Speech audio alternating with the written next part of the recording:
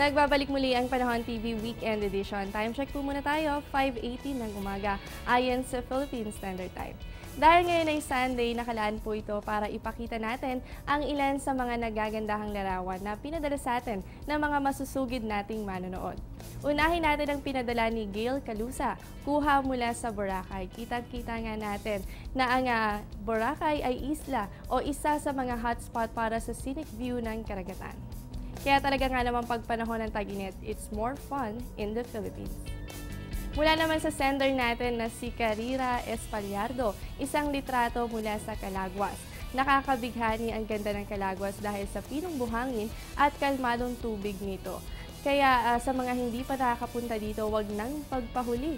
Bisitahin na rin ang Calaguas sa Camarines Norte. Mula naman kay Daisy Salmeron, kuha mula sa Lemery, Batangas, ang kakaibang kulay ng kalangitan na nakatawag sa pansin ng ating sender. No filter at all. Isang larawan na nagpapatunay na ang kalikasan ay sadyang nakakamangha. At kuha naman ni Nastasi Azuero ang sunset sa Magallanes.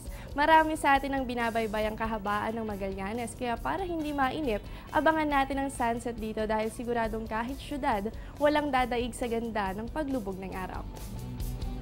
Ibahagi nyo rin sa amin ang inyong mga photos. I-like lamang ang Panahon TV Facebook page at i-share ang inyong mga photos. Abangan muli ang top 5 photos natin sa Sabado. Sa puntong ito, alamin naman natin ang magiging lagay ng panahon sa mga susunod na araw. Narito ang 3-day weather forecast mula sa Pag-asa. Unahin natin sa Baguio City, makakaranas po tayo ng fair weather simula po bukas, araw ng Lunes hanggang sa Wednesday po. Asahan lamang natin dyan yung mga isolated rain showers or thunderstorms. Ang temperatura natin dito ay nasa 15 to 26 degrees Celsius.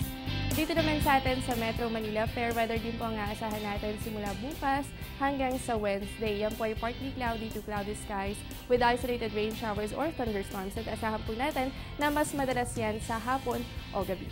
At para naman po sa Queen City of the South, Metro Cebu, fair weather din po simula po bukas hanggang sa Wednesday. Yan po ay bahagya hanggang sa maulap na kalangitan na may kasamang pulong-pulong pag-ulan o pagkidlat pagkulog.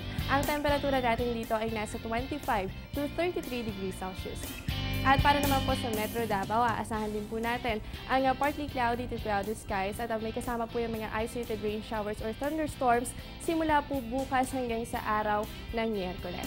At panghuli natin sa Zamboanga City, fair weather din po ang aasahan natin sa kabila ng pag-iral ng Intertropical Convergence Zone o ITCC. Asahan po natin yung mga isolated rain showers or thunderstorms lalo na po sa hapon o gabi.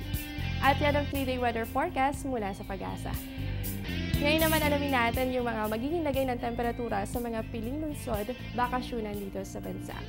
Unahin natin sa Vigan, yan ay nasa 26 to 34 degrees Celsius. Habang sa Banawe po, meron tayong 15 to 25 degrees Celsius. Sa Naga, makakaasa naman po tayo sa 26 to 34 degrees Celsius at sa Camiguin, meron naman tayong 24 to 33 degrees Celsius. Sa aming pagbabalik, abangan na nga ilang importanteng announcement. Yan makalipas ang ilang paalala.